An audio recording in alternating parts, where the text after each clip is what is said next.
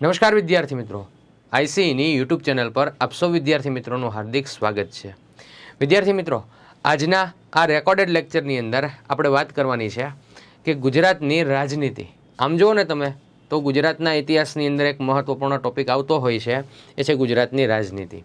ગુજરાતની રાજનીતિની અંદર આપણે વાત કરશું ગુજરાત રાજ્યની સ્થાપના થઈ, મતલબ કે 1 મે 1960 એના પછી જે મુખ્યમંત્રીશ્રીઓ આવ્યા છે એ બધા મુખ્યમંત્રીશ્રીઓની આપણે વાત કરવાની છે કે કેટલામાં મુખ્યમંત્રી છે, એમના સમયગાળામાં કામ કેવા કેવા થયા છે, એમના સમયગાળાની યોજનાઓ કઈ કઈ છે। તો આ તમામ મુદ્દાઓ કે જે પરીક્ષાલક્ષી મુદ્દાઓ છે એના ઉપર આપણે એક પછી એક ચર્ચા કરવાની છે।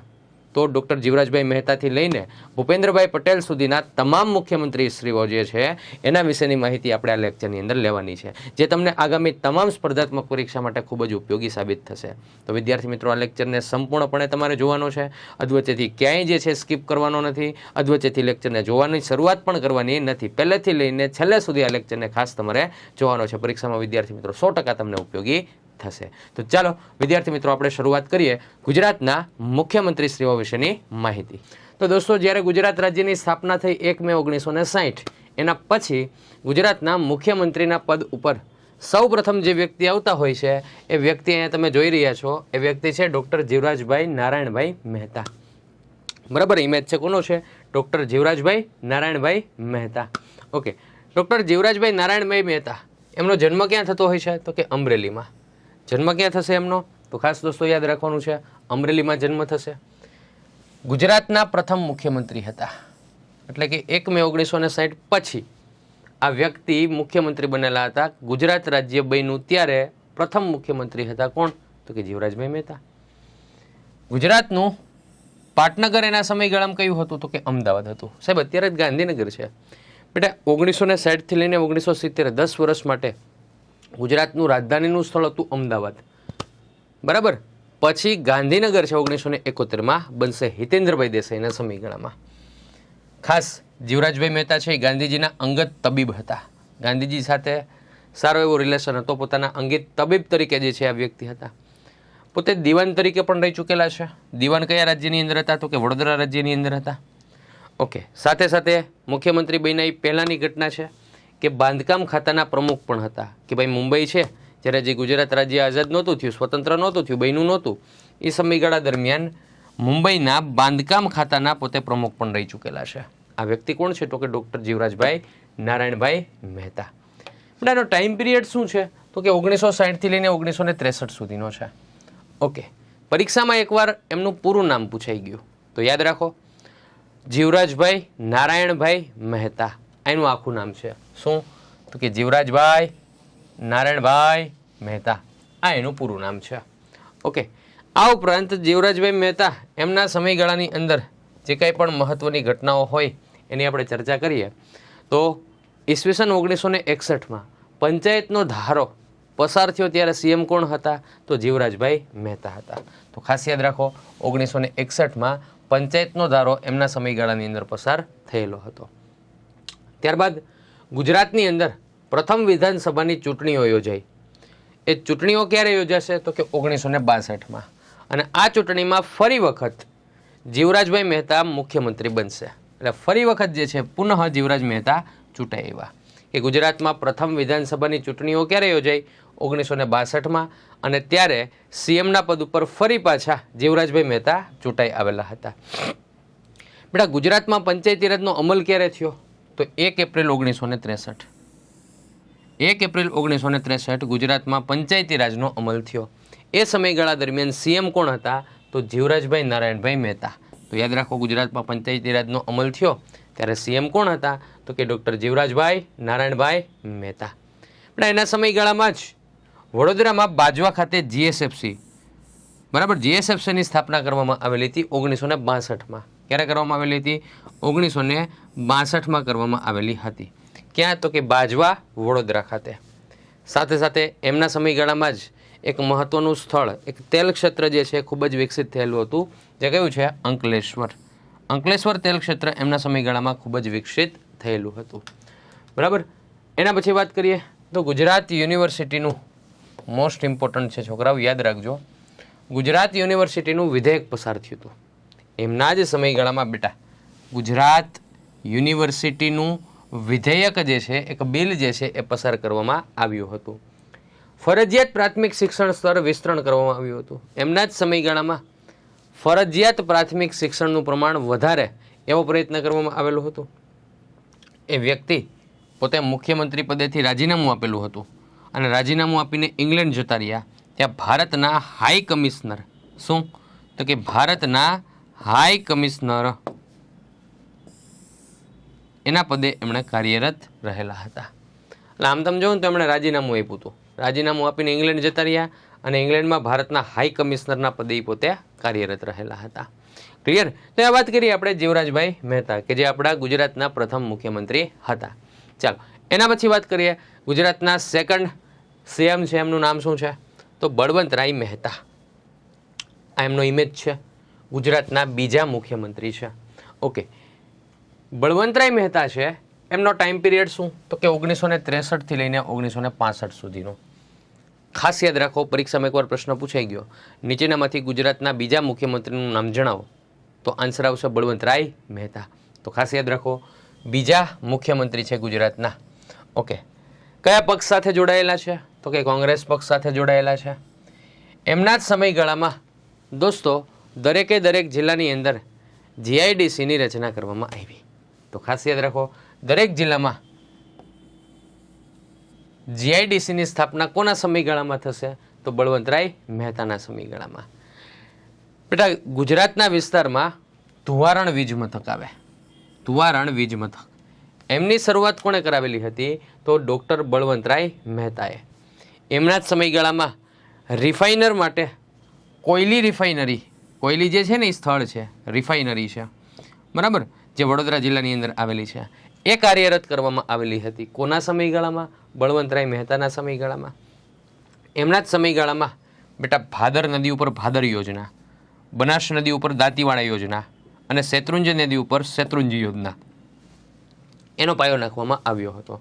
તો ઇમેજ તમે જોઈ શકો છો બળવંતરાય મહેતા. એમના સમયગાળામાં આમ તમે જુઓ ને તો ઉદ્યોગમાં, પછી તો કે સિંચાઈની અંદર પણ સગવડતા થઈ હતી, સાથે સાથે ઉદ્યોગોની અંદર પણ સારામાં સારું એમણે ડેવલપમેન્ટ કરેલું છે. એટલે કહી શકીએ કે અગત્યના અને મહત્ત્વના આપણા સીએમ હતા. ઓકે, નેક્સ્ટ એના પછી દોસ્તો આપણે આગળ કન્ટિન્યુ કરીએ તો ખાસ સૌરાષ્ટ્ર યુનિવર્સિટી, દક્ષિણ ગુજરાત યુનિવર્સિટીની જગ્યા પસંદગી માટે સમિતિ રચી. લાલભાઈ દેસાઈ જે છે એમનું યોગદાન અહીંયા રહેલું છે. કોનું યોગદાન રહેલું છે? લાલભાઈ દેસાઈનું. લોકસભાની અંદાજ સમિતિના ચેરમેન રહી ચૂકેલા છે. યાદ રાખો, લોકસભાની અંદાજ સમિતિના ચેરમેન. આ ઉપરાંત ભારતમાં પંચાયતી રાજના પ્રણેતા કહેવાય છે. બેટા ખાસ યાદ રાખો, ભારતમાં પંચાયતી રાજના પ્રણેતા કોને કહેવાય છે? તો બળવંતરાય મહેતાને કહેવાય છે. 1965માં એમનું અવસાન થશે. દોસ્તો એવું કહેવાય છે કે 1965માં કચ્છ વિસ્તારમાં પોતે ભારત અને પાકિસ્તાનની સરહદ ઉપર જાંચ કરી રહ્યા હતા. એ સમયગાળા દરમિયાન વિમાની દુર્ઘટનામાં એમનું અવસાન થતું હોય છે. કચ્છના સુથરી ખાતે એમનું અવસાન થશે. એટલે સુથરીમાં છે બળવંતરાય મહેતાના નામ ઉપર બળવંત સાગર સરોવરની રચના પણ કરવામાં આવેલી છે. તો 1965માં સુથરી પાસે, સુથરી ક્યાં આવશે દોસ્તો? તો કે કચ્છમાં આવશે. ત્યાં આગળ એમનું અવસાન થતું હોય છે. અવસાન થવા પાછળનું રીઝન શું છે? તો કે વિમાની દુર્ઘટના, એની અંદર એમનું અવસાન થતું હોય છે. નેક્સ્ટ ત્રીજા ક્રમાંક ઉપર જે સીએમ આવશે એનું નામ છે હિતેન્દ્રભાઈ દેસાઈ. આપણે હિતેન્દ્રભાઈ દેસાઈ છે, એનો ટાઈમ પીરિયડ તો કે 1965 લઈને 1971 સુધીનો છે. 6 વર્ષ માટે પોતે સીએમ રહેલા છે. ગુજરાતના ત્રીજા નંબરના મુખ્યમંત્રી છે. પહેલા નંબરના કોણ? તો કે જીવરાજભાઈ મહેતા. બીજા નંબરના કોણ? બળવંતરાય મહેતા. અને ત્રીજા નંબરના કોણ? તો કે હિતેન્દ્રભાઈ દેસાઈ. ગુજરાતના ત્રીજા મુખ્યમંત્રી છે. અગાઉ પોતે ગૃહમંત્રી પણ રહી ચૂકેલા છે. ઓકે મિત્રો, ઇતિહાસની અંદર એક મહત્વપૂર્ણ ઘટના એટલે કે શહીદ સ્મારક. શહીદ સ્મારક રચવાની માંગણી કોણે સ્વીકારી હતી? તો ખાસ યાદ રાખો, હિતેન્દ્રભાઈ દેસાઈએ.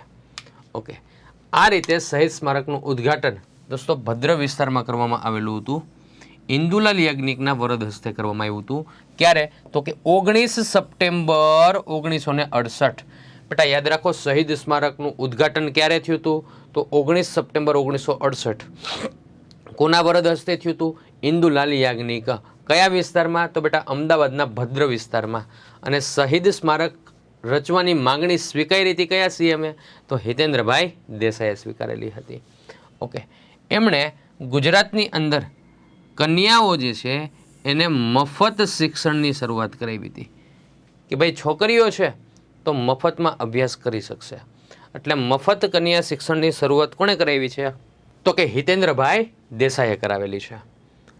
હિતેન્દ્રભાઈ દેસાઈ બહુ સારામાં સારું વર્ચસ્વ છે. ઓકે, કેન્દ્રની અંદર છે એમના સમયગાળામાં કોંગ્રેસનું વિભાજન થયું હતું.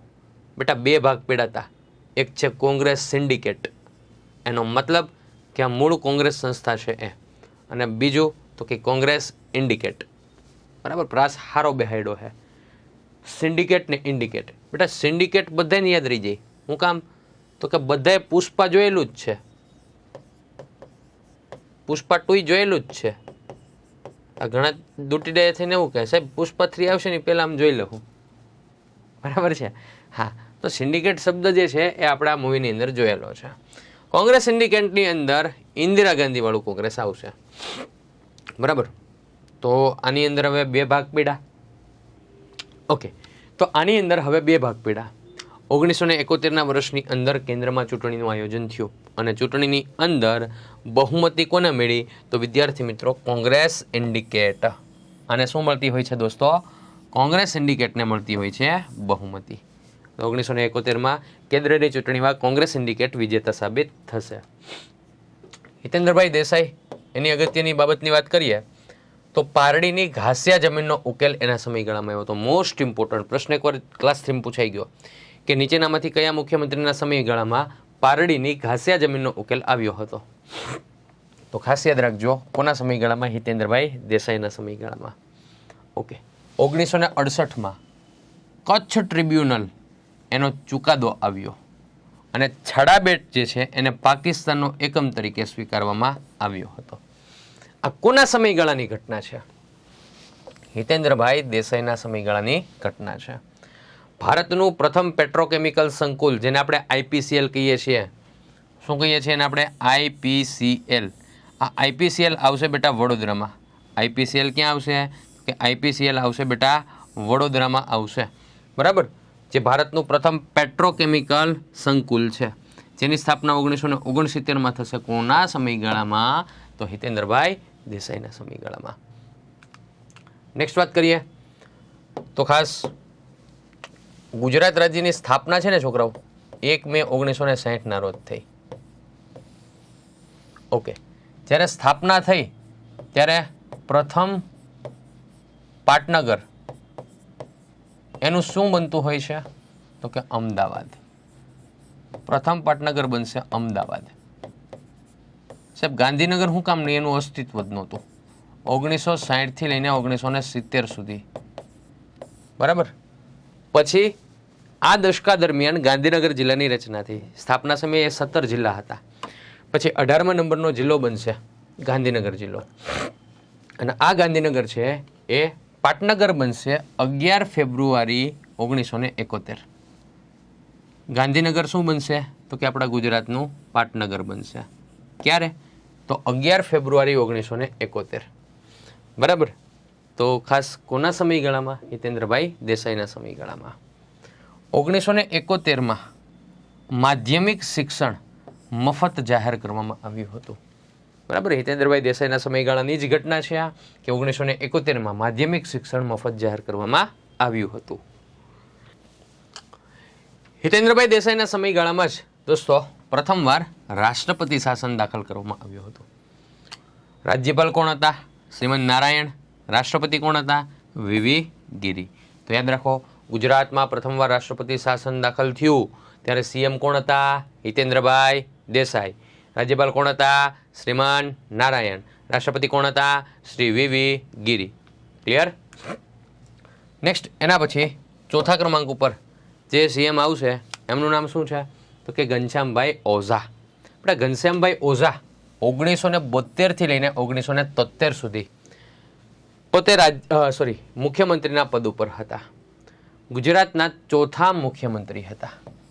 કેટલામાં મુખ્યમંત્રી હતા? તો કે ગુજરાતના 4થા નંબરના મુખ્યમંત્રી હતા. ઓકે, કોંગ્રેસનું આપણે જોયું હતું, અગાઉ 2 ભાગમાં વિભાજન થયું હતું. તો આ વ્યક્તિ કોંગ્રેસ ઇન્ડિકેટના મુખ્યમંત્રી હતા. સિન્ડિકેટના નહોતા, કોના હતા? ઇન્ડિકેટના, ઇન્દિરા ગાંધી વાળું. બરાબર છે. ચાલો, મુખ્યમંત્રી તરીકે પસંદગી થતાં લોકસભાના સભ્યપદેથી રાજીનામું આપ્યું અને વિધાનસભાના સભ્ય તરીકે દહેગામની બેઠક પરથી ચૂંટાઈ આવ્યા. હવે આમાં દેખીતી વસ્તુ છે કે કોઈ વ્યક્તિ લોકસભાનો સભ્ય છે અને એ સભ્ય જ્યારે મુખ્યમંત્રી તરીકે પસંદગી પામશે તો ઓબ્વિયસ છે કે એમણે બેમાંથી એક જે છે સિલેક્ટ કરવાનું હોય. તો એમણે શું કર્યું? એટલે કે ઘનશ્યામભાઈ ઓઝાએ તો કે મુખ્યમંત્રી તરીકે પસંદગી પામ્યા ને એટલે લોકસભાના સભ્યપદેથી રાજીનામું આપી દીધું અને વિધાનસભાના સભ્ય તરીકે એમણે ચૂંટાવવું પડ્યું. ક્યાંથી? તો કે દહેગામની બેઠક ઉપરથી. એટલે દહેગામની બેઠક ઉપરથી એ ચૂંટાશે. ઓકે, 15 ફેબ્રુઆરી 1973 એમણે માધ્યમિક શિક્ષણ વિધેયક પસાર કર્યું હતું. સાથે સાથે મોસ્ટ ઇમ્પોર્ટન્ટ કહી શકાય દોસ્તો, યાદ રાખજો, કોઈ દી નહીં ભૂલવાનું કે માધ્યમિક શિક્ષણ બોર્ડની રચના કોના સમયગાળામાં થતી હોય છે? તો ઘનશ્યામભાઈ ઓઝાના સમયગાળામાં થતી હોય છે. નેક્સ્ટ વાત કરીએ તો એમના સમયગાળામાં જ ગામડાના વિકાસ માટે પણ આયોજન કરવામાં આવેલું હતું. આમ તમે જુઓ ઘનશ્યામભાઈ ઓઝાનો પહેલાં તો ઇમેજ તમે જોઈ લો. બરાબર, આ વ્યક્તિ કોણ છે? તો કે ઘનશ્યામભાઈ ઓઝા. ઓકે, હવે એમણે ગામડાના વિકાસ માટે પણ સારામાં સારું જે છે ડેવલપમેન્ટ કરેલું હતું. એમના માટે અલગથી જે છે એણે એક બોર્ડની રચના કરેલી હતી. જે બોર્ડ કયું છે? તો કે રૂરલ હાઉસિંગ બોર્ડ. એની સ્થાપના એણે કરેલી હતી. સાથે સાથે આદિવાસી લોકો માટે પણ એમણે ખૂબ સારા કાર્ય કર્યા હતા. સરસ મજાનું આયોજન કરેલું હતું. તો આદિવાસીઓ આદિજાતિ જે છે એના વિકાસ માટે એમણે ગુજરાત આદિજાતિ વિકાસ કોર્પોરેશન એની પણ રચના કરેલી હતી. ઓકે, હવે આ વ્યક્તિ જે છે એમણે પોતાના પદ ઉપરથી રાજીનામું આપેલું છે. રાજીનામું આપશે 1973માં. શું કામ? તો કે એમનો જે કોંગ્રેસ સિન્ડિકેટ પક્ષ છે એની અંદર અંદર જે છે એ વિખવાદો થયા હતા, જેના કારણે ઘનશ્યામભાઈ ઓઝા 1973ના વર્ષની અંદર રિઝાઇન આપી દેશે. બરાબર, તો 1973માં એમની કારકિર્દી જે છે ત્યાં સુધીની મુખ્યમંત્રી પદ ઉપરની રહેશે. નેક્સ્ટ વાત કરીએ તો 5મા નંબર ઉપર આવશે ચીમનભાઈ પટેલ. ભાઈ 5મા નંબર ઉપર આવનારા જે મુખ્યમંત્રી છે એમનું નામ શું છે? તો કે ચીમનભાઈ પટેલ. ચીમનભાઈ પટેલનો ઇમેજ અહીંયા જોઈ લો. બરાબર, જો ઇમેજ બધા ગૂગલ ઉપરથી આપણે કવર કરેલા છે છોકરાઓ, અને મે બી એવું બની શકે કે થોડા ઝાંખા હોય, કેમ કે એ સમયગાળામાં જે ફોટા પડ્યા હોય અને અપલોડ થયા હોય એ વસ્તુ આપણને અહીંયા મળતી હોય. એ સમયગાળામાં છે ને આઈફોન નહોતો, સમજે છે, હતો તો કોઈ લેતા નહીં, અને લેતા તો એવા ફોટા પડવાની ખબર ન પડતી. હા, એવી વસ્તુ છે. બરાબર, ચીમનભાઈ પટેલ. બેટા ચીમનભાઈ પટેલ 2 ટર્મ માટે સીએમ રહેશે. એક તો 1973 થી 1974 અને બીજું 16 વર્ષ પછી એટલે કે 1990 થી લઈને 1994. ગુજરાતના કેટલામાં મુખ્યમંત્રી છે? તો બેટા 5મા મુખ્યમંત્રી છે. એની એક વિશેષતા યાદ રાખો કે ગુજરાતના જેટલા પણ મુખ્યમંત્રી આવી ગયા એ બધામાં સૌથી નાની વયના મુખ્યમંત્રી હોય ને એ કોણ હતા? તો યાદ રાખો, ચીમનભાઈ પટેલ હતા. બરાબર, ઓકે. હવે એમના સમયગાળાની અંદર પરિસ્થિતિ એવી હતી કે ભાઈ ગુજરાતના અમુક વિસ્તારોમાં ખાદ્ય અન્ન એટલે કે ખાવાની જે છે શાકભાજી છે, અન્ન છે, આ બધાની અછત સર્જાઈ હતી. ઓકે, હવે અછત એટલા માટે કે એ સમયગાળા દરમિયાન આમ જુઓ ને તમે તો વસ્તુનું ઉત્પાદન કુદરતી પરિસ્થિતિઓને લઈને ઓછું થયું હતું, એટલા માટે અન્નની અછત સર્જાઈ હતી. તો હવે અન્નની અછત છે તો દેખીતી વસ્તુ છે કે એ અછત જે છે અને સામે માંગ વધારે છે, એટલે એમણે શું કર્યું તો કે માંગ વધારે છે ને વસ્તુ ઘટી છે એટલે ભાવમાં વધારો થવાનો છે. તો આ વ્યક્તિએ શું કર્યું તો કે ચીજ વસ્તુના ભાવને કંટ્રોલમાં રાખ્યા. એને ઘટાડવા માટે કેટલાક પગલાં લીધા, પણ એની ખાસી એવી અસર આપણને જોવા મળતી નથી. બાકી એમણે ભાવ ઘટાડવા માટે પણ ખાસા એવા પ્રયત્ન કરેલા હતા. ઓકે, એમના સમયગાળામાં જ દોસ્તો રોટી રમખાણો થયા હતા ગુજરાતમાં અને નવનિર્માણ આંદોલન થયું હતું. ખાસ નવનિર્માણ એવું આંદોલનનું નામ કોણે આપેલું હતું તો કે પુરુષોત્તમ દાસ માવળંકરે આપેલું હતું. બીજી વખત રાષ્ટ્રપતિ શાસન જે છે એ દાખલ થતું હોય છે કોના સમયગાળામાં? ચીમનભાઈ પટેલના સમયગાળામાં. પણ એ સમયગાળા દરમિયાન રાજ્યપાલ કોણ હતા તો કે વિશ્વનાથન હતા.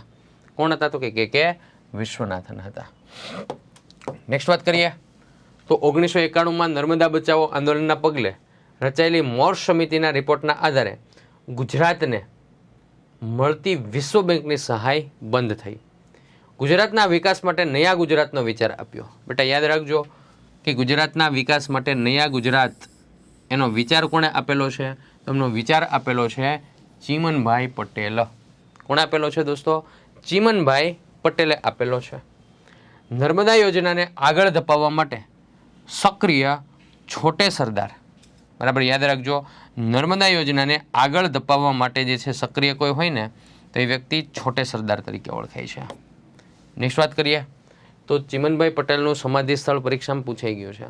તો ચીમનભાઈ પટેલ એમનું સમાધિ સ્થળ જે છે એ કયા નામ તરીકે ઓળખાય છે? તો કે નર્મદા ઘાટ તરીકે ઓળખાય છે. જે આવેલું છે ક્યાં બેટા? તો કે ગાંધીનગરમાં આવેલું છે. તો ખાસ યાદ રાખો, ચીમનભાઈ પટેલ એનું સમાધિ સ્થળ કયા નામ તરીકે ઓળખાય છે? તો નર્મદા ઘાટ તરીકે ઓળખાય છે. આવેલું છે ક્યાં? તો કે ગાંધીનગરમાં આવેલું છે. નેક્સ્ટ વાત કરીએ તો એના પછીના 6ઠ્ઠા નંબરના મુખ્યમંત્રી છે એની આપણે ચર્ચા કરીએ. તો 6ઠ્ઠા નંબરના મુખ્યમંત્રી શ્રી એમનું નામ શું છે? તો કે બાબુભાઈ જસભાઈ પટેલ. ઘણા બધા કે બાબુરાવ ગણપતરાવ આપટે. બેટા યા નહીં, એ જે છે હેરાફેરી ફીર હેરાફેરીમાં આવે. આ તો સીએમ હતા. તો બેટા બાબુભાઈ જસભાઈ પટેલ ગુજરાતના કેટલામાં સીએમ છે? તો યાદ રાખો 6ઠ્ઠા સીએમ છે ભાઈ, 6ઠ્ઠા મુખ્યમંત્રી છે. ઓકે, જનતા મોરચો એના મુખ્યમંત્રી હતા. બરાબર, પક્ષ હતો જનતા મોરચો, મતલબ કે 6ઠ્ઠા મુખ્યમંત્રી જનતા મોરચો કોણ હતા? બાબુભાઈ જસભાઈ પટેલ. બેટા ટાઈમ પીરિયડ જોવો એનો 1975-76 અને 1977થી 1980 સુધીનો રહેશે. ગુજરાતમાં પ્રથમ વખત બિન કોંગ્રેસી સરકાર રચાઈ. ગુજરાતમાં પ્રથમ વખત બિન કોંગ્રેસી સરકાર એની રચના જે છે થયેલી હતી કોના સમયગાળામાં? તો કે બાબુભાઈ જસભાઈ પટેલના સમયગાળામાં. એમણે માતૃભાષામાં વહીવટ શરૂ કર્યો હતો. આખા ભારતમાં 25 જૂન 1975ના રોજ આંતરિક કટોકટી લાદવામાં આવી હતી અને આવા સંજોગોમાં પણ ગુજરાતનો જે વિકાસ છે ને એને રૂંધાવા દીધો નહોતો. યથાવત એમને એણે કન્ટિન્યુ રાખેલો હતો. હવે આવું સારું એવું કામ કરેલું છે સાહેબ, ફોટો જ બતાવો. તો બાબુભાઈ જસભાઈ પટેલનો ફોટો તમે એ બાજુમાં જોઈ શકો છો. ઓકે, બાબુભાઈ જસભાઈ પટેલના સમયગાળામાં 2 વખત રાષ્ટ્રપતિ શાસન આવ્યું હતું. બરાબર, ત્રીજું અને ચોથું રાષ્ટ્રપતિ શાસન કોના સમયગાળામાં આવ્યું હતું? તો કે બાબુભાઈ જસભાઈ પટેલના સમયગાળામાં આવ્યું હતું. ત્રીજું રાષ્ટ્રપતિ શાસન આવ્યું ત્યારે રાજ્યપાલ કે વિશ્વનાથન હતા અને ચોથા નંબરનું રાષ્ટ્રપતિ શાસન આવ્યું ત્યારે શારદા મુખર્જી રાજ્યપાલ હતા. નેક્સ્ટ, એમના સમયગાળામાં એમણે કાપડ ઉદ્યોગ ઉપર પણ સારામાં સારું ડેવલપમેન્ટ કરેલું હતું. એ સમયગાળામાં દોસ્તો કાપડની કેટલીક મિલો જે છે એ બંધ કરી દેવામાં આવી હતી. બરાબર, તો આ કાપડની બંધ મિલો જે છે એને ફરી શરૂ કરાવવા પાછળનું જે મહત્વપૂર્ણ કાર્ય છે ને કોણે કરેલું હતું? બાબુભાઈ જસભાઈ પટેલે કરેલું હતું. ઓકે, એમના દ્વારા ગરીબીને નાથવા માટે એક પ્રયત્ન કરવામાં આવ્યો હતો અને ગુજરાતમાં એક યોજના દાખલ કરવામાં આવી હતી જેમાંથી ગરીબી જે છે એ દૂર થાય. એ માટે એમણે એક યોજના શરૂ કરી હતી. યોજના છે એનો મેક્સિમમ લોકોને લાભ મળે એવી યોજના એટલે કે અંત્યોદય યોજના.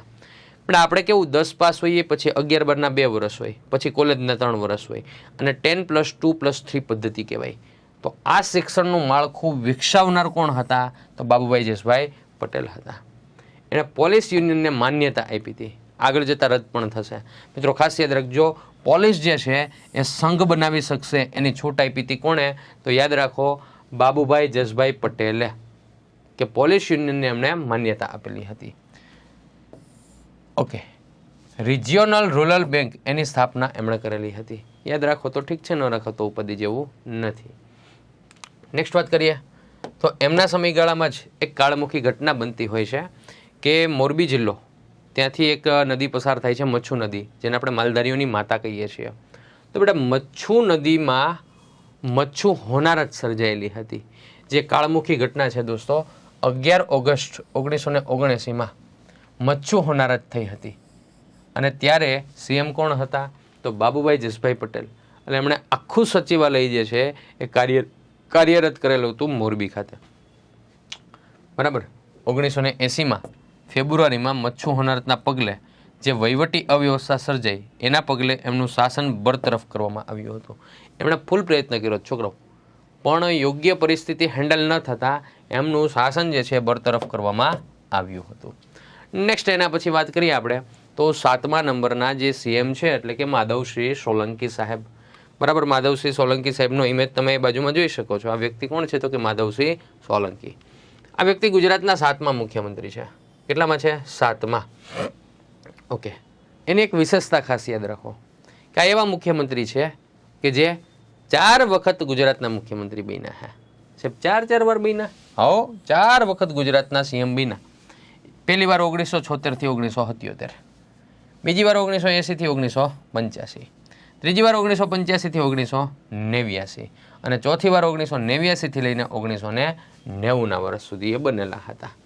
5 વર્ષનો સમયગાળો પૂર્ણ કરનારા પ્રથમ મુખ્યમંત્રી પણ કોણ હતા? માધવસિંહ સોલંકી. અત્યાર સુધીનો ઇતિહાસ જોઈ લો છોકરાઓ. આપણે 6 મુખ્યમંત્રી ઉપર જોઈ ગયા, એમ એક 5 વર્ષનો સમયગાળો પૂર્ણ નહોતો કર્યો. અહીંયા 5 વર્ષનો સમયગાળો પૂર્ણ કરનાર પ્રથમ મુખ્યમંત્રી હોય ને તો એ કોણ હતા? માધવસિંહ સોલંકી સાહેબ હતા. એમણે ખાસ જે સમાજની અંદર પછાત વર્ગ છે, નબળા વર્ગો છે, તો એમના માટે કાર્ય કરવાની શરૂઆત કરી હતી. એમણે એક યોજના દાખલ કરેલી હતી કુટુંબ પોથી કે જે પછાત વર્ગને મદદ કરી શકે. ઓકે, એ સમયગાળામાં ઉદ્યોગોની અંદર પણ સારામાં સારું એમનું ડેવલપમેન્ટ હતું કે ભાઈ ગુજરાતનો ઉદ્યોગ કેમ અપ આવે એ માટે એ પ્રયત્નશીલ હતા. એ સમયગાળામાં દોસ્તો એવું કહેવાય છે કે ગુજરાત જે છે એ ગુજરાતનું સ્થાન આખા ભારતની અંદર 8મા ક્રમાંકે આવતું હતું ઉદ્યોગમાં. બરાબર, હા, એ 8મા ક્રમેથી ગુજરાતને 3જા ક્રમાંકે લઈ આવવાનો શ્રેય જતો હોય ને તો માધવસિંહ સોલંકીને જાય છે. બરાબર, તો યાદ રાખો ઔદ્યોગિક ક્ષેત્રના વિકાસમાં ગુજરાત ભારતમાં 8મા ક્રમેથી કેટલામાં ક્રમે આવશે તો કે 3જા ક્રમે આવશે. ભરૂચની અંદર જીએનએફસીની સ્થાપના થઈ હતી. બેટા, ભરૂચની અંદર શેની સ્થાપના થઈ હતી તો કે ભરૂચમાં સ્થાપના કરવામાં આવેલી હતી જીએનએફસી, એની સ્થાપના કરવામાં આવેલી હતી. ગુજરાતમાં મધ્યાહન ભોજન યોજનાની શરૂઆત થયેલી હતી. કોના સમયગાળામાં તો કે માધવસિંહ સોલંકીના સમયગાળામાં. કે ભાઈ ગુજરાતમાં મધ્યાહન ભોજનની યોજનાની શરૂઆત છે એ કોના સમયગાળામાં કરવામાં આવેલી હતી તો મધ્યાહન ભોજન એની શરૂઆત કોના સમયગાળામાં થશે તો યાદ રાખો વિદ્યાર્થી મિત્રો, મધ્યાહન ભોજન યોજનાની શરૂઆત માધવસિંહ સોલંકીના સમયગાળામાં થશે. ઓકે, યુનિવર્સિટી સુધીનું કન્યા શિક્ષણ મફત કરાવી દીધું. ઓહો, યુનિવર્સિટી સુધી કન્યાઓ મફતમાં ભણી શકશે. બરાબર, એની શરૂઆત કોણે કરાવી હતી? માધવસિંહ સોલંકીએ. ચાલો નેક્સ્ટ એના પછી દોસ્તો આપણે વાત કરીએ તો 8મા નંબરના જે મુખ્યમંત્રી આવશે એ મુખ્યમંત્રી એટલે કે અમરસિંહ ચૌધરી. એટલે અમરસિંહ ચૌધરી ગુજરાતના કેટલામાં મુખ્યમંત્રી હતા? 8મા મુખ્યમંત્રી. ઓકે, અમરસિંહ ચૌધરી જે છે એમનો ટાઈમ પીરિયડ શું તો કે 1985 થી લઈને 1989 સુધીનો. ઓકે, ગુજરાતના પ્રથમ અનુસૂચિત જનજાતિના મુખ્યમંત્રી હતા. મોસ્ટ ઇમ્પોર્ટન્ટ કે ગુજરાતના સૌ પ્રથમ અનુસૂચિત જનજાતિના મુખ્યમંત્રી કોણ હતા તો યાદ રાખજો અમરસિંહ ચૌધરી સાહેબ હતા. એમના જ સમયગાળામાં ગુજરાતની અંદર 3 વર્ષનો દુષ્કાળ પડ્યો હતો. ખાસ એમણે 1988માં નર્મદા કોર્પોરેશનની રચના કરેલી હતી અને આ નર્મદા કોર્પોરેશનના અધ્યક્ષ કોણ હતા તો કે સનત મહેતા હતા. એમણે 100 સિંચાઈ યોજનાઓને મંજૂરી આપી હતી. મતલબ કે કૃષિમાં એમણે સારામાં સારું પોતાનું યોગદાન આપેલું છે. 100 જેટલી સિંચાઈ યોજનાઓને એમણે મંજૂરી આપેલી છે. નેક્સ્ટ વાત કરીએ, એમણે ખાસ એમના સમયગાળાની અંદર અનામત આંદોલન છે એ એક સર્વોચ્ચ સીમા ઉપર પહોંચેલું હતું. તો અનામત આંદોલન જે છે એને શાંત પાડવા માટે એમણે શું કર્યું તો એમણે વલ્લભભાઈ પટેલ અને અરવિંદ સંઘવી આ બંને જે છે એના માટે એક સમિતિની રચના કરેલી હતી. એમના શાસનકાળમાં અનામત આંદોલનના ટેકામાં કર્મચારીઓએ 73 દિવસની અભૂતપૂર્વ હડતાલ પાડી હતી અને તોફાનોને શાંત પાડવા માટે પોલીસ વડા જુલિયો રિબેરો એની નિમણૂક કરાઈ હતી. કોની નિમણૂક કરાઈ હતી? જુલિયો રિબેરો એમની જે છે એ નિમણૂક કરવામાં આવેલી હતી. નેક્સ્ટ વાત કરીએ તો 9મા નંબરના જે સીએમ આવશે એ વ્યક્તિનું નામ છે છબીલદાસ મહેતા. સાહેબ છબીલદાસ મહેતાનો ફોટો બતાવો ને. બેટા છબીલદાસ મહેતા છે. બરાબર, આ છબીલદાસ મહેતા છે અને અમરસિંહ ચૌધરીનો ફોટો બતાવી દો. આ અમરસિંહ ચૌધરી છે 8મા સીએમ. અને 9મા સીએમ આવશે છબીલદાસ મહેતા. ઓકે, 9મા મુખ્યમંત્રી છે છબીલદાસ મહેતા.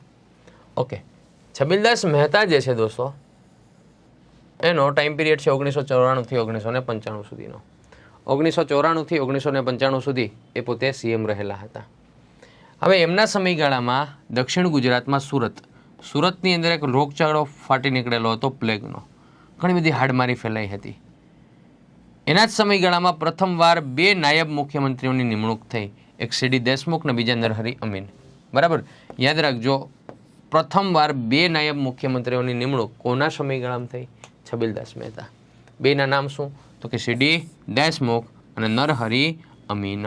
આ બંને છે. ગુજરાતનું સૌથી મોટું મંત્રીમંડળ છે એ કોના સમયગાળાનું છે? છબીલદાસ મહેતાનું. બધા 45 મંત્રીઓ હતા. કેટલા હતા? 45 જેટલા મંત્રીઓ હતા. એના પછી વાત કરીએ તો 10મા નંબરના જે સીએમ આવશે છે કેશુભાઈ પટેલ. મિત્રો, આ એક મહત્વના કહી શકાય એવા સીએમ હતા. શું કામ? તો કે આમના સમયગાળામાં જ અત્યારે 2025માં જે પક્ષ સત્તા ઉપર છે એટલે કે ભાજપ, એ ભાજપ પક્ષ સૌ પ્રથમ વખત ગુજરાતમાં સત્તા ઉપર આવશે. બરાબર, એટલા માટે કેશુભાઈ પટેલ છે એ આપણા માટે ખૂબ જ અગત્યના છે અને મહત્વના છે. એટલે 1995માં એ પોતે સીએમ હતા અને બીજી વાર 1998 થી 2001 સુધી પોતે સીએમ હતા. સાહેબ ફોટો બતાવો, એમનો ફોટો છે. બરાબર, કેશુબાપા તરીકે ઓળખાય છે કેશુભાઈ પટેલ, જે ગુજરાતના સીએમ હતા. ગુજરાતના કેટલામાં મુખ્યમંત્રી હતા? તો બેટા ખાસ યાદ રાખો, ગુજરાતના 10મા મુખ્યમંત્રી હતા. કયા પક્ષ સાથે? તો કે ભાજપ પક્ષ સાથે જોડાયેલા છે. ગુજરાતમાં પ્રથમ વખત કયો પક્ષ સત્તા ઉપર આવશે? તો કે ભાજપ પક્ષ જે છે એ સત્તા ઉપર આવશે. ઓકે, 2001માં ગુજરાતની અંદર ભૂકંપ આવ્યો હતો અને આ ભૂકંપ માટેની જે કેન્દ્ર બિંદુ હોય ને એ કચ્છ જિલ્લાની અંદર આવેલું હતું, ધ્રાંગ પાસે. બરાબર, હા. એ સમયગાળો એટલે 26મી જાન્યુઆરી, ભાઈ હેપી રિપબ્લિક ડે હતો. એ સમયગાળા દરમિયાન 2001માં ગુજરાતમાં ભૂકંપ આવશે. કચ્છના ધ્રાંગ પાસે કેન્દ્ર હતું. સીએમ કોણ હતા એ સમયગાળામાં? તો કે કેશુબાપા હતા. કેશુભાઈ પટેલ સીએમ હતા. ઓકે, એના સમયગાળામાં હજુરિયાની ઘટના બની હતી. હવે ઘટના જે છે ને ડિટેલમાં આપણે યાદ રાખવાની આવશ્યકતા નથી. માત્ર એટલું યાદ રાખો, હજુરિયાની ઘટના કોના સમયગાળામાં બની હતી? તો કેશુભાઈ પટેલના સમયગાળામાં બનેલી હતી. નેક્સ્ટ વાત કરીએ તો કેશુભાઈના સમયગાળામાં 1998માં કંડલામાં વાવાઝોડું આવ્યું હતું. એમણે જ બેટા એક યોજના શરૂ કરેલી હતી કે જે ગરીબી રેખા નીચે લોકો જીવે છે એમને બેનિફિટ થાય ને એ માટેની યોજના હતી. હવે આ જે યોજના છે એનું નામ હતું ગોકુળ ગ્રામ યોજના. કઈ યોજના છે? ગોકુળ ગ્રામ યોજના. અગાઉ આપણે જોયું હતું બેટા, અંત્યોદય યોજનાની શરૂઆત કોણે કરાવેલી હતી? યાદ કરો, બાબુભાઈ જસભાઈ પટેલ. ગરીબી દૂર કરવા માટે. અહીંયા ગરીબી રેખા નીચે જીવતા લોકો માટે ગોકુળ ગ્રામ યોજના કોણે શરૂ કરાવી? તો બેટા ખાસ યાદ રાખો, કેશુભાઈ પટેલે શરૂ કરાવી. ગુજરાત ઇન્ફોર્મેશન ટેકનોલોજીની નીતિ જાહેર કરી. 1 મે 1998 ગુજરાતની વેબસાઇટનો પ્રારંભ કરાવ્યો. 1999માં ઇન્ફોસિટીનો શિલાન્યાસ કરાવ્યો. ક્યાં? તો કે ગાંધીનગરમાં. એમણે ઓક્ટ્રોય નાબૂદી જેવા પગલાઓ પણ ભરેલા છે. મોસ્ટ ઇમ્પોર્ટન્ટ, ઓક્ટ્રોય નાબૂદી જેવા પગલાં કોણે ભરેલા છે? તો યાદ રાખો, કેશુભાઈ પટેલે. શ્રી કેશુભાઈ પટેલે. નેક્સ્ટ વાત કરીએ તો ખાસ એના પછીના સીએમ આવશે સુરેશભાઈ મહેતા.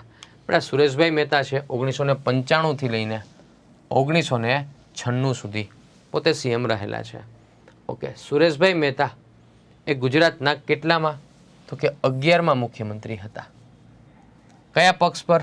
તો કે ભાજપ પક્ષ ઉપર રહેલા હતા.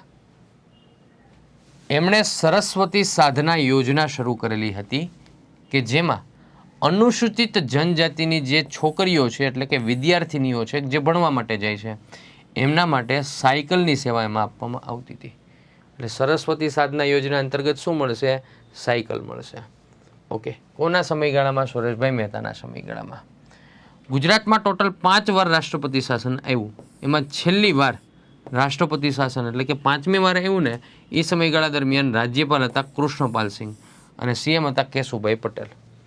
પછી આંતરિક વિખવાદો થયા ને પક્ષમાં એટલે કેશુબાપાએ રાજીનામું આપી દીધું. ક્લિયર? સુરેશભાઈ મહેતા જે છે એણે રાજીનામું આપી દીધું. તો ખાસ યાદ રાખો, મારી મિસ્ટેક થઈ છે, બરાબર.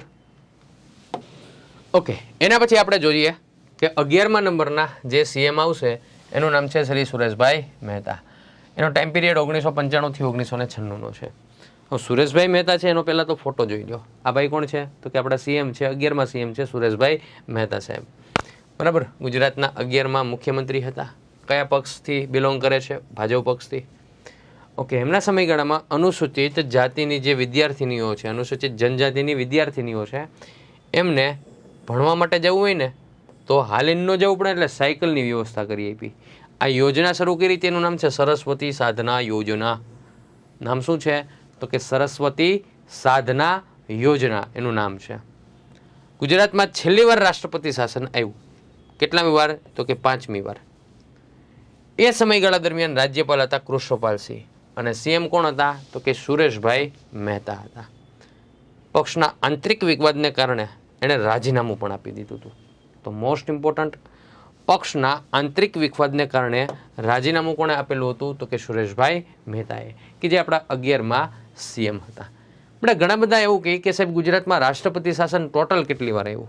જો એની માહિતી આપી દઉં તમને કે ભાઈ ગુજરાતમાં રાષ્ટ્રપતિ શાસન છે એ ટોટલ કેટલી વાર આવશે?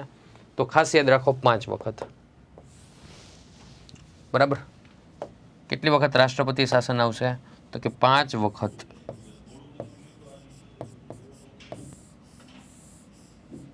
રાષ્ટ્રપતિ શાસન આવશે.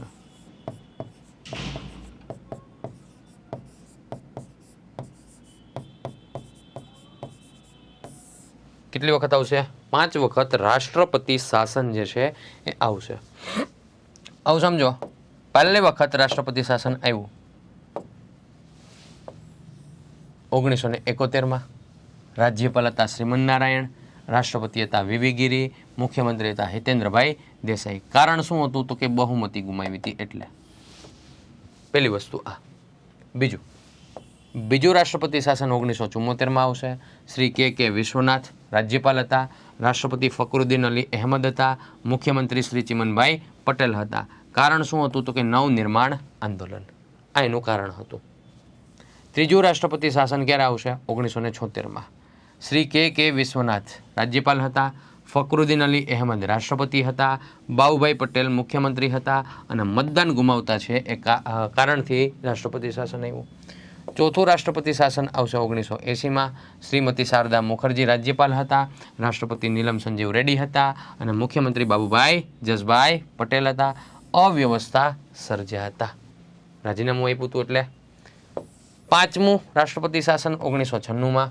શ્રી કૃષ્ણપાલસિંહ જે છે રાજ્યપાલ હતા, રાષ્ટ્રપતિ શંકરદયાળ શર્મા હતા, સુરેશભાઈ મહેતા મુખ્યમંત્રી હતા અને કારણ હતું પક્ષમાં આંતરિક વિખવાદ થયો હતો, એના કારણે રાજીનામું જે છે આપવામાં આવેલું હતું અને રાષ્ટ્રપતિ શાસન દાખલ થયેલું હતું, બરાબર. તો આ બધું જે છે વિદ્યાર્થી મિત્રો શું કહેવાય?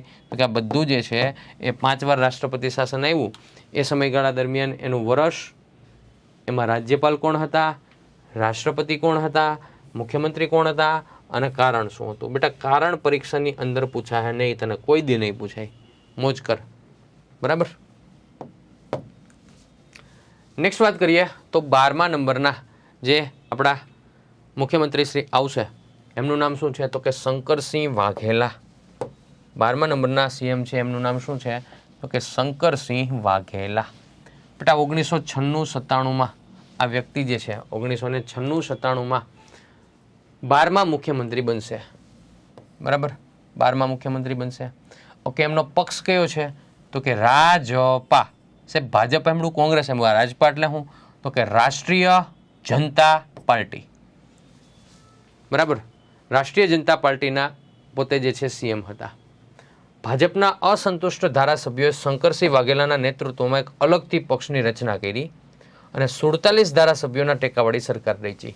એને આપણે કહેશું રાષ્ટ્રીય જનતા પાર્ટી. ક્લિયર?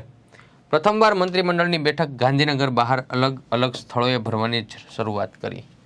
કે ભાઈ અત્યાર સુધી ફિક્સ હતું કે મંત્રીમંડળ હોય ને એની બેઠકનું આયોજન એ ગાંધીનગરમાં જ થતું, પણ વાઘેલા બાપુએ એવું કીધું કે ગાંધીનગરની બહાર આયોજન કરવું હોય ને તો કરી શકાય, એટલે અલગ અલગ સ્થળોએ આયોજન કરવું હોય ને તો કરી શકાય, સભા ભરી શકાય. મતલબ કે મંત્રીમંડળની બેઠક જે છે આપણે ભરી શકીએ. તો એની શરૂઆત કોણે કરાવેલી હતી? તો શંકરસિંહ વાઘેલા સાહેબે કરાવેલી હતી. નેક્સ્ટ વાત કરીએ, ગુજરાતના 19માંથી 24 જિલ્લાઓ રચવામાં આવ્યા. વાત જાઓ દો, ટોટલ 19 જિલ્લાઓ હતા એમના સમયગાળામાં, એણે નવા 5 જિલ્લા એડ કર્યા. છોકરો, ટોટલ 24 જિલ્લાઓ એણે બનાવ્યા, મતલબ કે 5 જિલ્લાઓ એણે બનાવેલા હતા. નેક્સ્ટ એના પછી વિદ્યાર્થી મિત્રો વાત કરીએ આપણે તો ખાસ 13મા નંબરના જે સીએમ આવશે એ શ્રીનું નામ શું છે? તો કે દિલીપભાઈ પરીખ સાહેબ. 1997થી 1998 સુધી એ પોતે દિલીપભાઈ પરીખ સીએમ હતા. કેટલું યાદ રાખવાનું? 13મા સીએમ હતા રાષ્ટ્રીય જનતા પાર્ટીના, અને 5મું પગાર પંચ એમના સમયગાળામાં લાગુ કરવામાં આવેલું. તો દેટ્સ ઇનફ, બસ બીજી કોઈ વસ્તુ આની અંદર આપણે યાદ રાખવી નથી. ઓકે, તો અહીંયા આગળ જે છે એ 13મા મુખ્યમંત્રી સુધીની આપણે ચર્ચા કરી લીધી. ચાલો, એના પછી હવે 14મા નંબરના મુખ્યમંત્રી શ્રી આવશે, એમનું નામ શું છે? તો કે નરેન્દ્રભાઈ મોદી.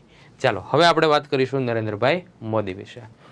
નરેન્દ્રભાઈ મોદી એ પોતે 2001થી લઈને 2014 સુધી પોતે મુખ્યમંત્રી રહેલા હતા. ડિટેલમાં યાદ રાખશું કેમ કે અત્યારે આપણા પ્રાઇમ મિનિસ્ટર છે એટલા માટે. 17 સપ્ટેમ્બર 1950 વડનગરમાં જન્મ છે, મહેસાણા જિલ્લામાં આવે વડનગર. ગુજરાતના 14મા મુખ્યમંત્રી છે, ભાજપ પક્ષથી બિલોંગ કરે છે.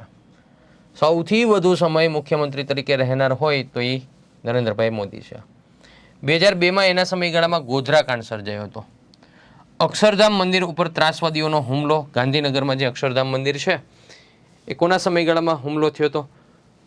નરેન્દ્રભાઈ દામોદરદાસ મોદી. એમનો ઇમેજ છે દોસ્તો, કોણ નથી ઓળખતા? બધા ઓળખે છે.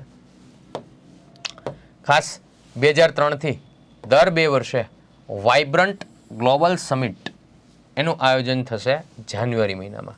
દર 2 વર્ષે, દાખલા તરીકે 2011માં થયું હોય જાન્યુઆરી મહિનામાં, તો 12 ને 13 બરાબર 14માં ફરી પાછું આયોજન થશે. મતલબ કે દર 2 વર્ષે વાઇબ્રન્ટ ગ્લોબલ સમિટનું આયોજન જાન્યુઆરી માસમાં થશે. 2003થી થાય છે. 2004માં જૂનાગઢ મહાનગરપાલિકા જાહેર થઈ. 6માં સુરત તાપી નદીમાં પૂર આવ્યું. 2 ઓક્ટોબર 2007 તાપી જિલ્લાની રચના થઈ, સુરતમાંથી કરી. 2010-11માં ગાંધીનગર મહાનગરપાલિકા જાહેર કરાઈ હતી. 2010માં સ્વર્ણિમ વર્ષ ઉજવવામાં આવ્યું, જે અંતર્ગત વાંચે ગુજરાત કાર્યક્રમ શરૂ થયો. ખેલ મહાકુંભ જેવા કાર્યક્રમો શરૂ કર્યા. ગાંધીનગર ખાતે મહાત્મા મંદિરનું નિર્માણ કાર્ય કરાવ્યું. અત્યારે સરમ સરવું જે છે એનું વર્ચસ્વ છે. સાણંદ ઓટો હબ વિકસિત થયું. પંચામૃત યોજના, બરાબર, કે જે આર્થિક નુકસાનમાંથી બહાર કાઢવા માટે આ યોજના શરૂ કરવામાં આવી હતી, પંચામૃત યોજના. બેટા, પંચામૃત યોજના કોના સમયગાળામાં શરૂ થશે? તો કે નરેન્દ્રભાઈ દામોદરદાસ મોદીના સમયગાળામાં. નેક્સ્ટ વાત કરીએ તો એમણે બેટા 26મી જાન્યુઆરી એટલે કે પ્રજાસત્તાક દિવસ અને સ્વાતંત્ર્ય દિન એટલે કે 15મી ઓગસ્ટ એની ઉજવણી ગાંધીનગરને બદલે દર વર્ષે અલગ અલગ જગ્યાએ કરવાની શરૂઆત કરી હતી. મોસ્ટ ઇમ્પોર્ટન્ટ ક્વેશ્ચન છે કે 15મી ઓગસ્ટ અને 26મી જાન્યુઆરી એટલે કે પ્રજાસત્તાક દિવસ અને સ્વતંત્રતા દિવસની ઉજવણી ગાંધીનગરમાં થતી પહેલાં, પણ ગાંધીનગરની બહાર પણ અલગ અલગ જગ્યાએ દર વર્ષે આપણે કરી શકીએ. એની શરૂઆત કોણે કરેલી હતી? તો નરેન્દ્રભાઈ દામોદરદાસ મોદીના સમયગાળામાં શરૂઆત થઈ હતી.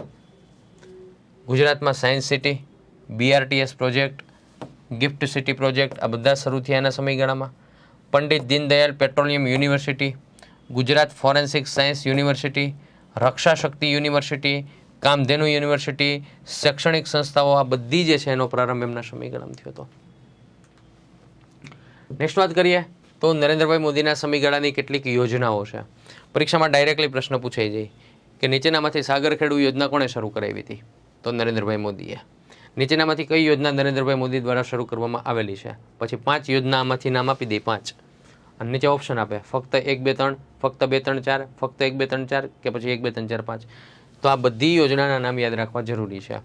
જેમ કે એક છે જનની સુરક્ષા, પછી છે માતૃ વંદના, ચિરંજીવી, બાલભોગ, વિદ્યાદીપ, વિદ્યા સાધના, સરસ્વતી સાધના, વિદ્યાલક્ષ્મી બોન્ડ, ગરીબી સમૃદ્ધિ, ઘરદીવડા, વનબંધુ કલ્યાણ, સાગરખેડુ, જ્યોતિગ્રામ, સુજલામ સુફલામ, કુંવરબાઈનું મામેરું. આ બધી યોજના કોણે શરૂ કરી છે? તો કે નરેન્દ્રભાઈ મોદી એમના દ્વારા શરૂ કરવામાં આવેલી છે. એટલે નરેન્દ્ર મોદીએ જણાવેલ 5 શક્તિ કઈ છે? તો ખાસ યાદ રાખો, એક છે જ્ઞાન શક્તિ, છે ઉર્જા શક્તિ, છે જળ શક્તિ, ચોથાનું છે રક્ષા શક્તિ અને પાંચમાનું પર બધું આવી ગયું જનશક્તિ એટલે કે લોકશક્તિ. બરાબર. નરેન્દ્ર મોદીએ જણાવેલા 5 જે છે એ શક્તિઓ છે. નેક્સ્ટ એના પછી આપણે આગળ કન્ટિન્યુ કરીએ તો ખાસ આપણને જોવા મળશે શ્રીમતી આનંદીબહેન પટેલ કે જે 15માં મુખ્યમંત્રી હતા. શ્રીમતી આનંદીબહેન પટેલ એ ગુજરાતના કેટલામાં મુખ્યમંત્રી હતા? તો કે 15માં મુખ્યમંત્રી હતા. કોણ? શ્રીમતી આનંદીબહેન પટેલ. 2014થી લઈને 2016ના વર્ષમાં એમણે મુખ્યમંત્રી તરીકે પોતાનું પદ ઉપર બિરાજમાન હતા. એમનું વતન કયું છે? તો કે એમનું વતન છે ખરોડ. ક્યાં આવેલ છે? તો કે ભાઈ મહેસાણામાં આવેલ છે. ગુજરાતના પ્રથમ મહિલા મુખ્યમંત્રી હતા. ગુજરાતના 15માં મુખ્યમંત્રી હતા. ભાજપ પક્ષ સાથે જોડાયેલા હતા. ગણિત વિજ્ઞાનના શિક્ષિકા હતા મોહિનીબા કન્યા વિદ્યાલયમાં. 1998માં પ્રથમવાર એમણે અમદાવાદના માંડલ વિધાનસભા વિસ્તારમાંથી ભાજપના ઉમેદવાર તરીકે ચૂંટણી જીત્યા. આની શરૂઆત છે કારકિર્દીની. પોતે શિક્ષણ મંત્રી પણ હતા. ગુજરાતમાં કન્યા કેળવણીનું અભિયાન એમણે શરૂ કરાવ્યું હતું. ભૂતિયા વર્ગખંડોને નામે ચાલતા કામને બંધ કરાવી શિક્ષણ સુધારા કાર્યક્રમ હાથ ધરેલા હતા. મુખ્યમંત્રી બન્યા પછી એણે સૌ પ્રથમ વખત કામ શું કર્યું? તો કે એમણે એક સૂત્ર આપેલું હતું અને સૂત્ર કયું છે? તો કે ગતિશીલ ગુજરાત. એમણે કયું સૂત્ર આપેલું છે? તો કે ગતિશીલ ગુજરાત એવું સૂત્ર એમણે આપ્યું છે. ગુજરાતની પ્રથમ મેટ્રો રેલ પ્રોજેક્ટનું ખાતમુહૂર્ત એણે કરાવ્યું વસ્ત્રાલ ખાતે અમદાવાદમાં. મુખ્યમંત્રી યુવા સ્વાવલંબન યોજનાની શરૂઆત એમણે કરાવી જે અનામત આંદોલનને પગલે શરૂ કરવામાં આવેલું હતું. મુખ્યમંત્રી યુવા સ્વાવલંબન યોજના એની શરૂઆત કરાવેલી હતી. એમના યાદગાર નિર્ણયોની અંદર વાત કરીએ તો મહિલાઓ માટે અલગ બજેટની શરૂઆત કરાવી. સ્થાનિક સ્વરાજની સંસ્થામાં મહિલાઓ માટે 50% અનામત એટલે કે ભાઈ તાલુકા પંચાયત, ગ્રામ પંચાયત, જિલ્લા પંચાયત આ બધી લોકલ સેલ્ફ ગવર્મેન્ટ કહેવાય, સ્થાનિક સ્વરાજ્યની સંસ્થાઓ કહેવાય. એમાં મહિલાઓને 50% અનામત. બરાબર. એ વસ્તુનો નિર્ણય લીધો એણે. ગતિશીલ ગુજરાત શરૂ કરાવ્યું, મેટ્રો રેલ પ્રોજેક્ટ, નર્મદા બંધના ગેટ, મા અમૃતમ યોજના આ બધી શરૂઆત કરાવનાર કોણ હતા? તો યાદ રાખજો વિદ્યાર્થી મિત્રો, આનંદીબહેન પટેલ હતા. એ ઉપરાંત વાત કરીએ તો 7મા ક્રમાંક ઉપર આવશે મુખ્યમંત્રી યુવા સ્વાવલંબન યોજના. બરાબર. મુખ્યમંત્રી યુવા સ્વાવલંબન યોજના. 7મા પગાર પંચનો અમલ કરાવ્યો. આર્થિક પછાતો માટે 10% અનામત. મુખ્યમંત્રી શહેરી વિકાસ યોજના. ઝુંપડપટ્ટી મુક્ત ગુજરાત. ગામે ગામ શૌચાલય બનાવવાની ઝુંબેશ.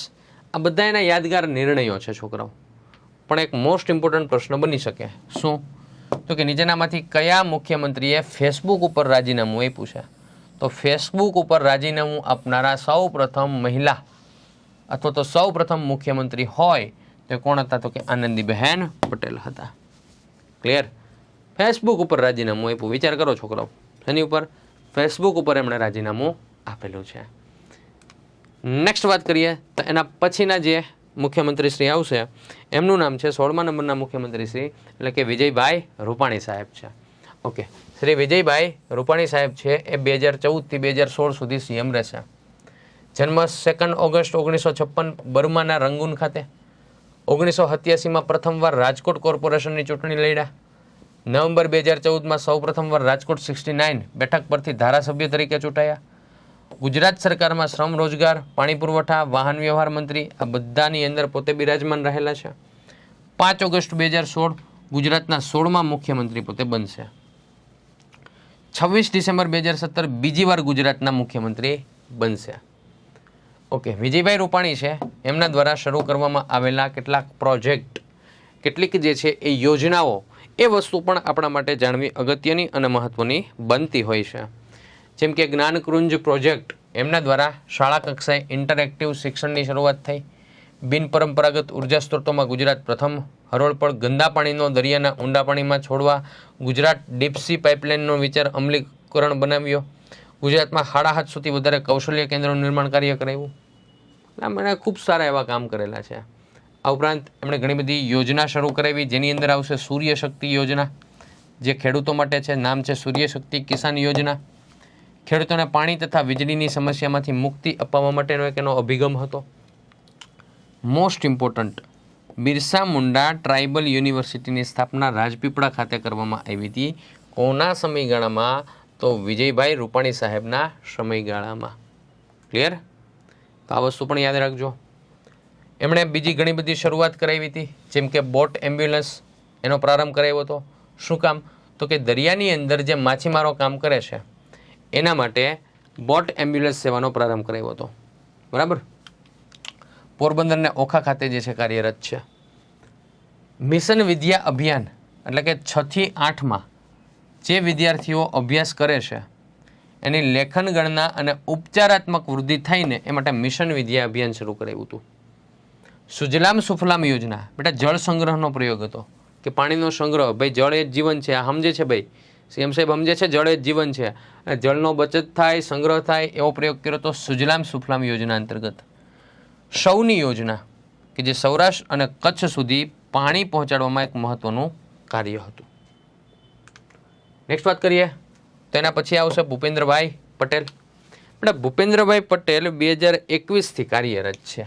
અત્યારે હાલે હે 2025. બેટા હું તમને જે અત્યારે અભ્યાસ કરાવું છું ને એ 2025ને અનુલક્ષીને કરાવું છું.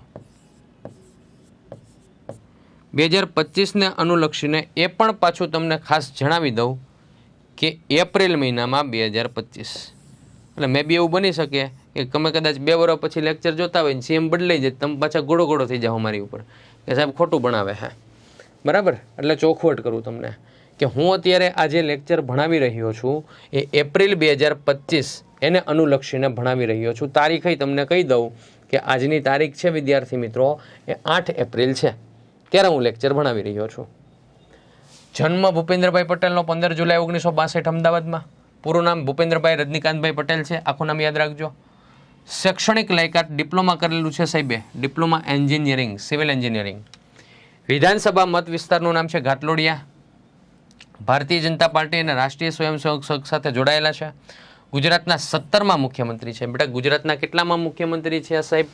તો કે 17માં મુખ્યમંત્રી છે. નેક્સ્ટ વાત કરીએ તો 2017ની વિધાનસભાની ચૂંટણીમાં ઘાટલોડિયા બેઠક પરથી ચૂંટણી લડ્યા. 1,17,750 મતોની રેકોર્ડ બ્રેક લીડથી જીતા. પોતાના મત વિસ્તારમાં ભૂપેન્દ્રભાઈ પટેલને દાદા નામથી ઓળખવામાં આવે છે. એમણે અમદાવાદ અર્બન ડેવલપમેન્ટ ઓથોરિટીના ચેરમેન તરીકે 2015થી 2017 સુધી સેવા આપેલી હતી. પછી સીએમ બનતા હોય છે. 2008થી 2010માં અમદાવાદ મ્યુનિસિપલ કોર્પોરેશનના સ્કૂલ બોર્ડના વાઇસ ચેરમેન હતા. 10થી 15 સુધી અમદાવાદ મ્યુનિસિપલ કોર્પોરેશનની સ્ટેન્ડિંગ કમિટીના ચેરમેન હતા. અને બહુ સારામાં સારું એમનું વર્ચસ્વ આપણને જોવા મળે છે. ક્લિયર? ભૂપેન્દ્રભાઈ પટેલ કે જે અત્યારના પણ સીએમ છે, આપણા 17માં સીએમ છે. કેટલામાં સીએમ છે? 17માં સીએમ. તો દોસ્તો અહીંયા આપણે ગુજરાતના અત્યાર સુધીના 1960થી લઈને 2025 સુધીના બધાય સીએમ છે એના વિશેની માહિતી મેળવી લીધી છે. ઓકે, તો આજનો લેક્ચર અહીંયા સુધી આપણે રાખીએ છીએ વિદ્યાર્થી મિત્રો. આ લેક્ચરની અંદર આપણે ગુજરાતની રાજનીતિ અને એની અંદર મહત્વનો ટોપિક એટલે કે ગુજરાતના મુખ્યમંત્રીશ્રીઓ એમના વિશેની માહિતી દોસ્તો લીધેલી છે. આશા રાખું છું કે આપ સૌ વિદ્યાર્થી મિત્રોને ખૂબ મજા આવી હશે. તો દોસ્તો ફરીવાર આપણે આવા જ કોઈ ટોપિક સાથે મળીશું. ત્યાં સુધી બધાને થેન્ક યુ વેરી મચ.